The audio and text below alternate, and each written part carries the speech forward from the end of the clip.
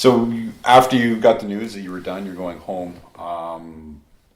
You get some time off back in Ontario, I assume? Yes, I came home, and I think, I'm not sure whether we had 6 weeks leave or something like that. And then it was long enough that by the time that was sort of organized, that would be 1945. I came home, and we were posted to Greenwood, Nova Scotia. And were you posted with Paul? Paul was there too. Yes. Okay, good. We were sent to Greenwood as instructors. Mm-hmm. We had never had an instructor's rating or anything like that. He was posted there as a nav instructor. I was posted as a flying instructor. So I got more flying on the Mosquitoes there. Not only that, if there wasn't something doing for a while, I'd go down to maintenance and got anything to test. You're just addicted. So I addicted, really. Yeah. So I did a lot of stuff like that. And one of the airplanes that landed there was the one they got at Ottawa. It had landed at Greenwood, and it was chosen to be part of the National Collection. So operating out of Greenwood was great. And that's the other thing. We had a guy,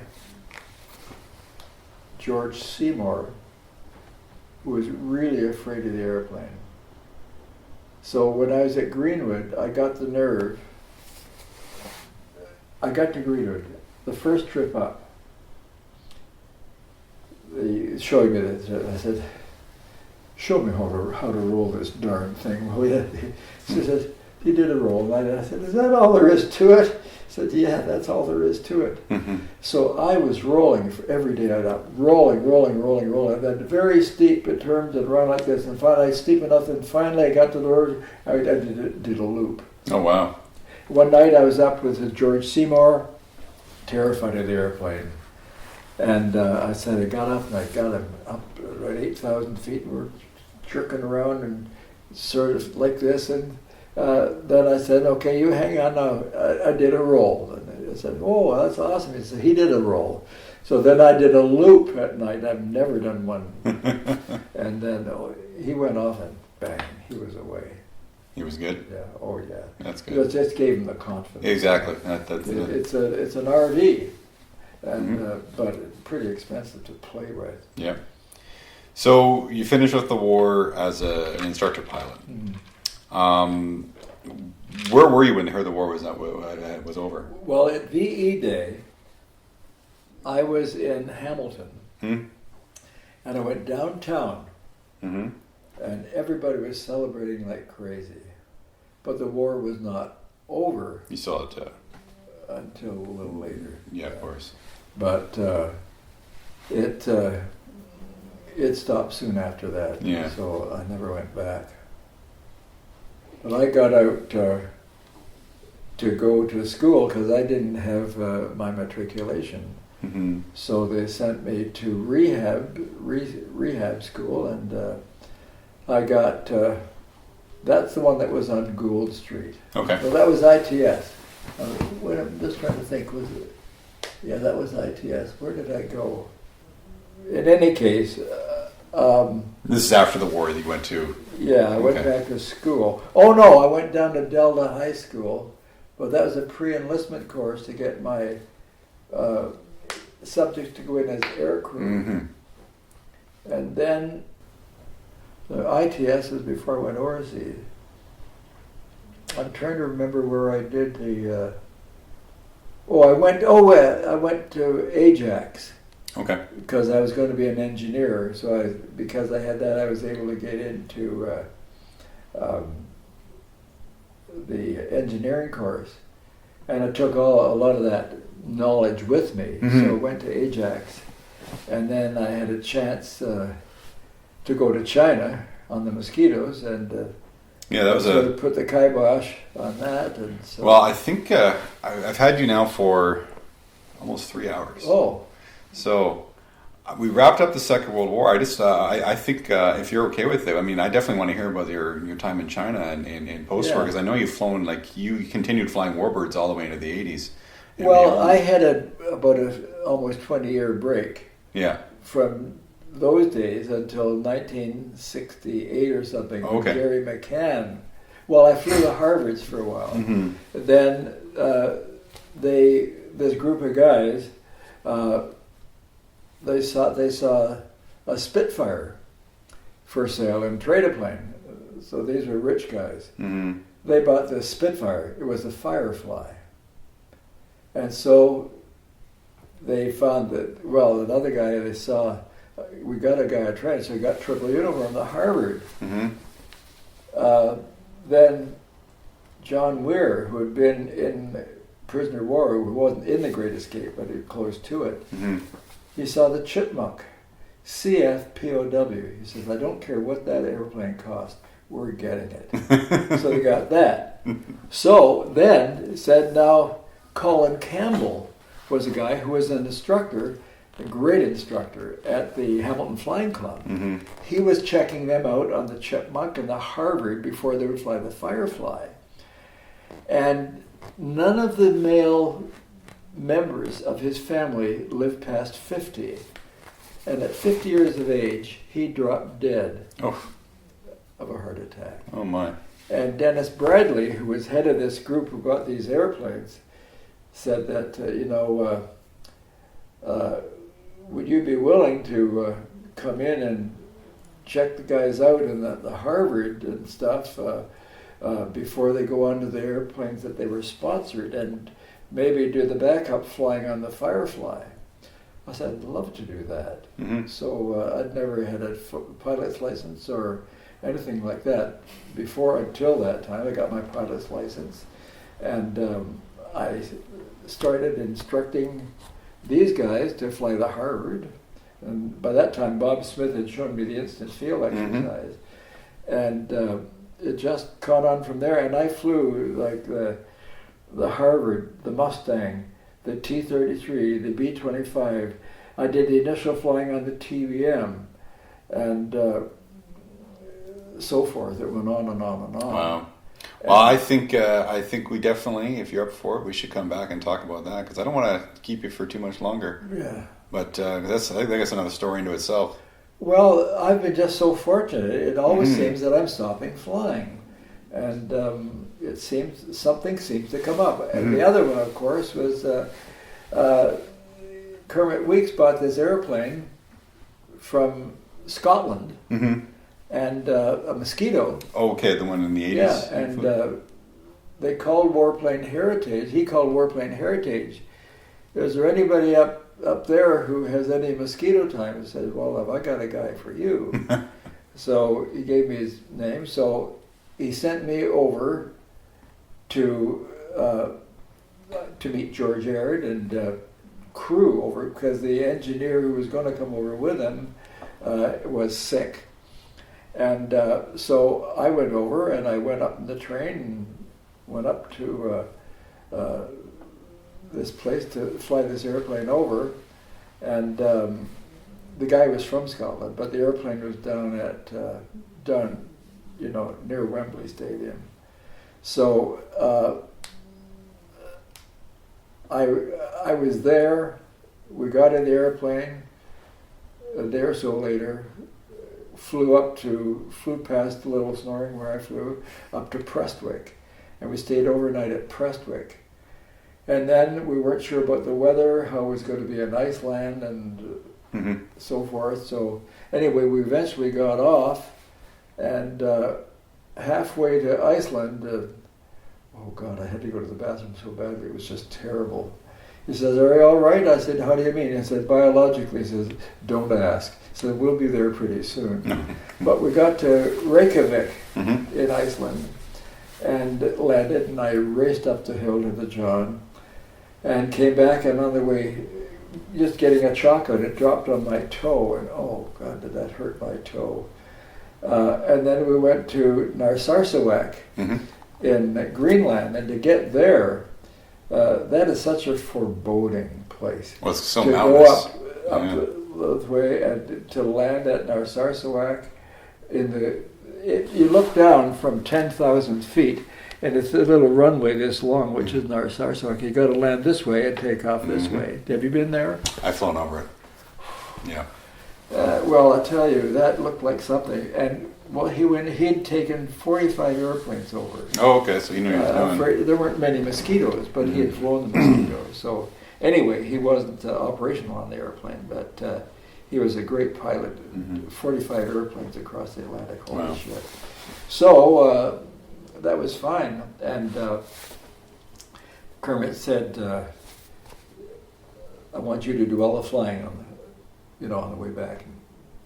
But secretly we changed seats for an hour and a half between Greenland and Labrador. Nice. So I flew it there. So that you got a little bit of stick time on the Mosquito. Oh yeah, but it was a wonderful, wonderful trip to do a trip like that.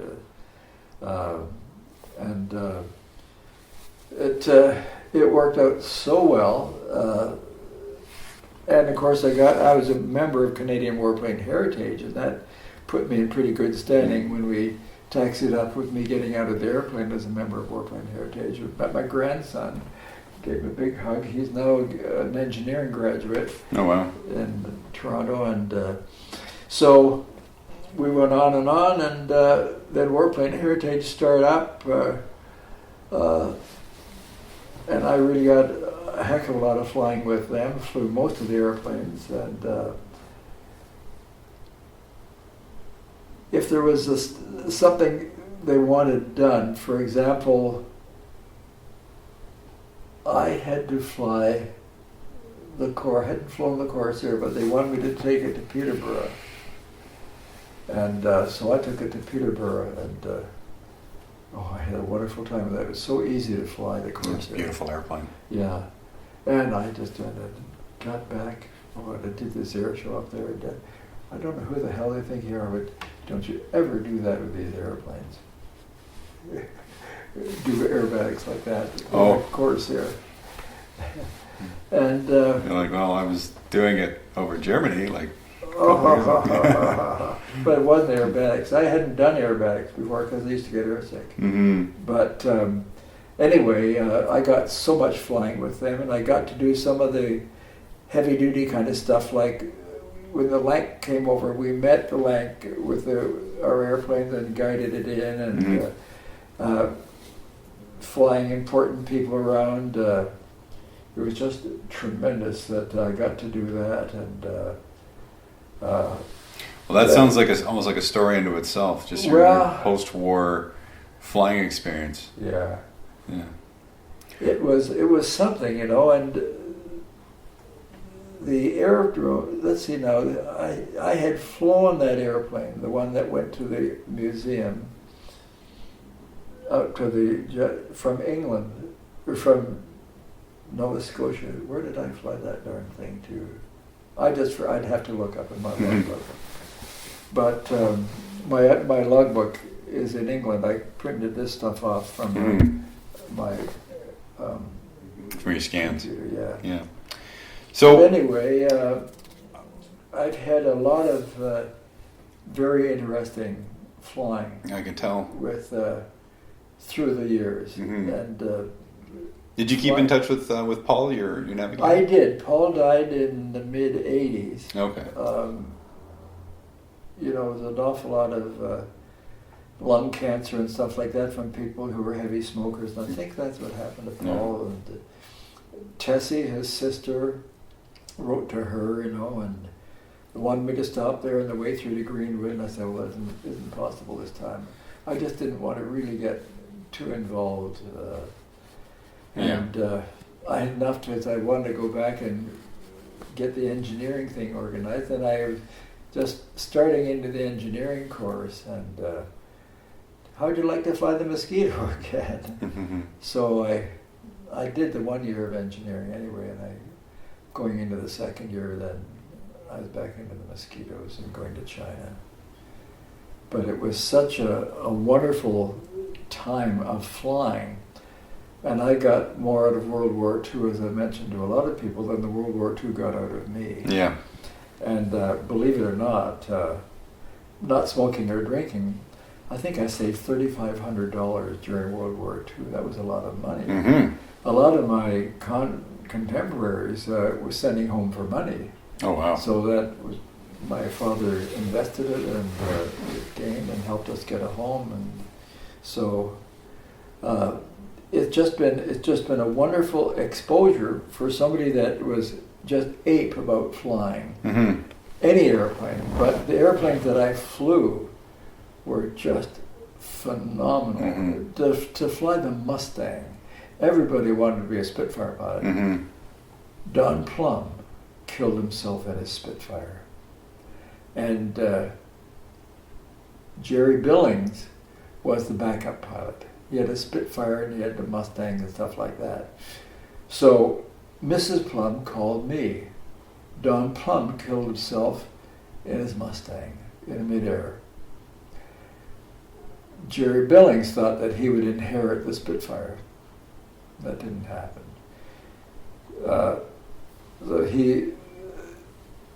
Thomas Watson, son of the founder of IBM, bought the airplane. Whether it was $6 million, or I forget how much it was. It was a lot of money. A lot of money, yeah. Warbirds aren't cheap. Spitfire. So Mrs. Plum called me through Warplane and asked me if I would do the test flight for the guy who's going to buy it, because he's going to take it from Windsor.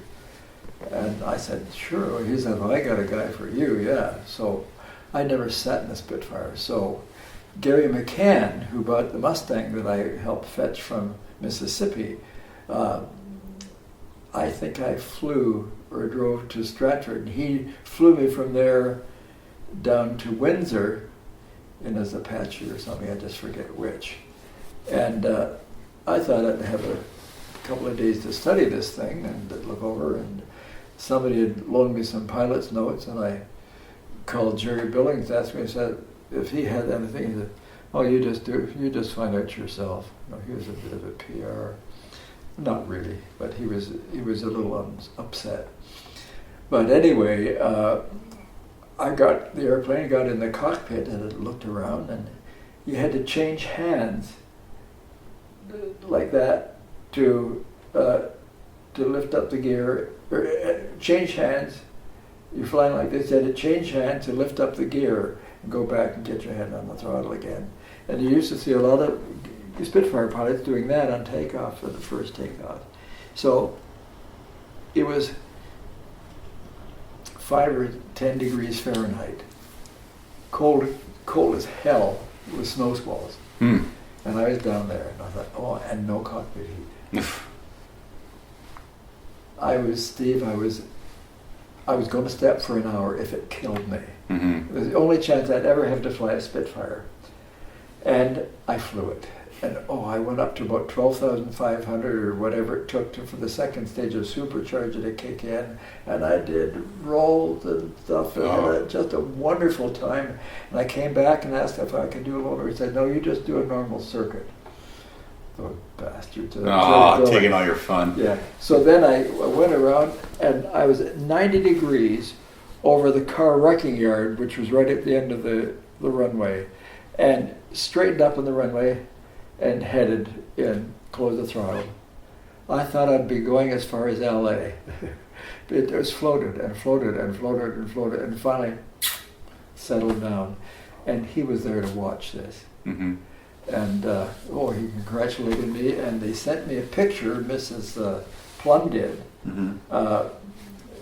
of him in the Spitfire, and thank you for test flying the Spitfire. I'll show it to you, I've got it in there somewhere. That's wonderful.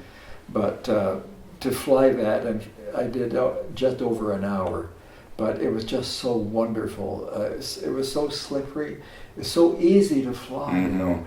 The elliptical wing was so beautifully aerodynamic, and the control response was so beautiful.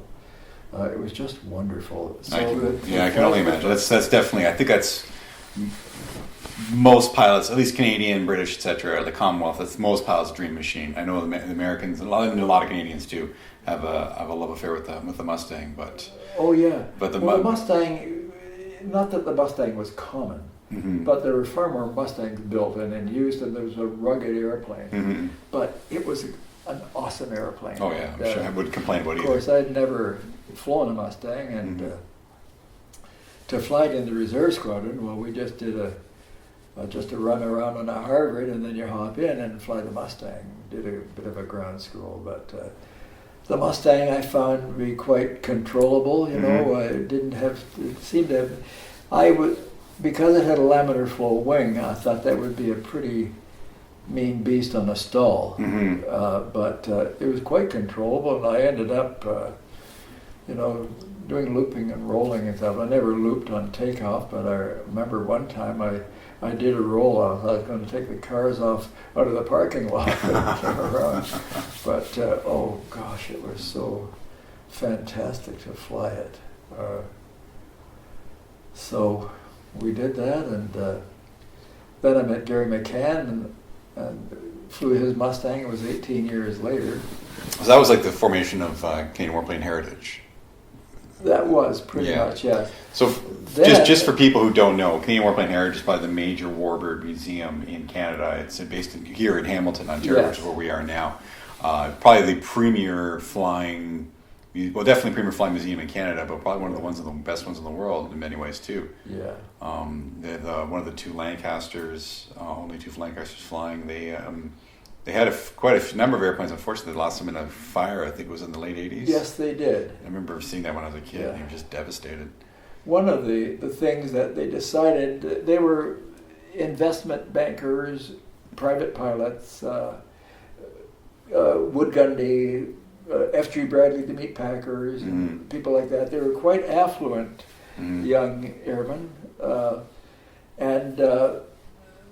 They bought these airplanes. They saw the Spitfire in the freighter plane. The Spitfire turned out to be the Firefly. Then when they bought the Firefly, they said, well, look at how are we going to fly this? So they bought a Harvard, and which was triple uniform. And then John Weir, as I mentioned, saw the Chipmunk, which was CFPOW, and he was a prisoner of war. Of course, he had to get that. Buying that airplane. And so buying those airplanes, then finally they had themselves quite a collection going. And before the formation of Canadian Warplane Heritage as such, Dennis Bradley asked me if I would, Colin Campbell, who had been their Hamilton Flying Club instructor, who was a marvelous instructor, dropped dead like all the male members of his family on his 50th birthday, I think, at the YMCA, asked me if I would consider taking over the training of these airplanes as they're acquired and train them on the Harvard and the Tiger Moth and the Chipmunk before they would fly the collection. And I said I'd love to do that. So and to put all that wartime experience to good use. Well, yes, and I had been flying the Harvard quite a bit and flying air shows. So I got used to doing some aerobatics that Bob Smith, who had been a Spitfire pilot, had shown me instant field exercises and all of those things. I couldn't have been more adaptable to do what they wanted than anybody. So Dennis Bradley asked me if I would care to come in and fly with them before they flew the airplanes that they were sponsoring. And then it just went on from there that I got to fly almost every aircraft. That's amazing. Which was, for me, was totally awesome. And to fly, after flying with Bob Smith and getting the instant feel exercise, it gives you instant feel at this point to a propeller-driven airplane. So I could go into an airplane I've never seen before, get in, start up, and fly it, and do the instant feel exercise. It would give me the feel of the aircraft, and I'd do stall it, I'd spin it, and do all those other things that make you feel it, and then go in before you even take off. You look around you, and that's what it looks like when you're landing, just like you're ready to take off. This is what it looks like. So you get close to that, and you just close the throttle, and you just keep it flying. If it starts to sink a little bit, bring the thing back, the stick back, and eventually it'll touch itself. If it's If it's a tailwheel airplane, sometimes it even touches 3 points or even tail first. Or with the nosewheel airplanes, they touch the mains and then they sort of settle on their nose. And I got to get a lot of flying experience with a lot of the guys on the Harvards and the Tiger Moth and the Chipmunk. And to fly other things that they got, like the B-25, I did the initial flying on the TBM, who was going to be flown by Don McNall. And this was a huge airplane. I think it had a 2,200 horsepower, I forget how many banks, that engine. You look way up, it's the largest single-engine airplane sort of it's in the huge world. airplane. It was huge, yeah. But it flew like a pussycat. And I just applied the same principles in flying it, and it turned out to be very easy to fly. But by the same token, one time somebody tried to open the rear hood and it flew off, and somebody found it in Toronto and sent it back. That was nice of them. And the way it closes, and they fold the wings and stuff, you got to be careful you don't do that. But I got the experience of flying simply on the merits of what I had been fortunate enough to fly freely during the World War II. And afterwards, that momentum kept building because people asked me various things. Because you're experienced and they want an experience. So that meant that because of Bob Smith showing me the instant field exercise, that would accommodate me to take any airplane, do the instant field exercise, and then fly it. So I interpolated that from an mechanical engineering course that I had studied, where they said a curve is the locus of the point that moves according to a given law. So if a parabola is like a trajectory, and if you look at throwing a dart at a dartboard, it flies a perfect trajectory, except for the business of the air, the thickness of the air, and does perfect rolls in the way to the target. So I assumed, and it proved out to be correct, that if I went straight up, Bob Smith said if you go straight up or straight down, there is no lift involved. And after he had shown me the instant field exercise to get the feel of the aircraft, I hypothesized quite correctly that going straight up or straight down, there's no lift.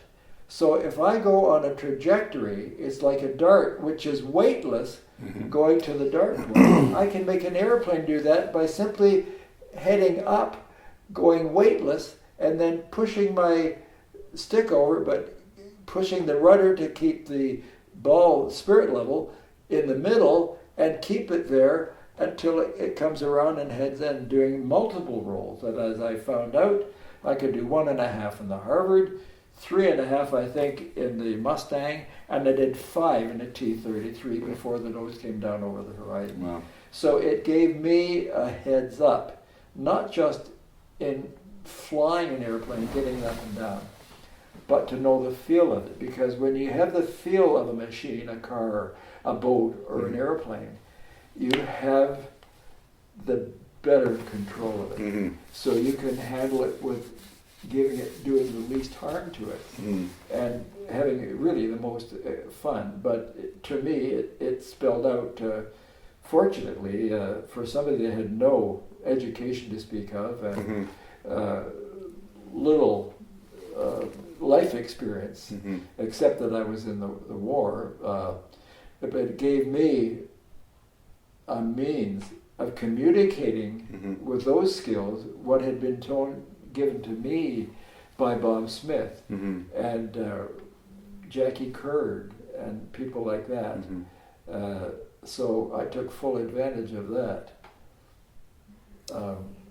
in the training. Well, George, I think that's probably a good place to leave it for now. Well, very good. That was a very long but very wonderful interview. Well, I thoroughly enjoyed it. I could listen to you all day. Well, But I really appreciate you taking the time, and it's been a true honor for me to meet you, to get to know you. it's an honor for me to know you too, Steve. This is wonderful. And I'm just, to me, it's thrilling just to speak to a Mosquito pilot. I've had a man crush on the Mosquito since I was a young boy. Is that right? Yeah. Everyone always says, "Oh, if I could be a World II, I want to fly a Spitfire." Pretty much everyone I know says Spitfire. Some guys say Mustang. I've always said Mosquito. So did I show you my logbook? no, I will take a look at it. But Yeah. George, it was a pleasure. Yeah.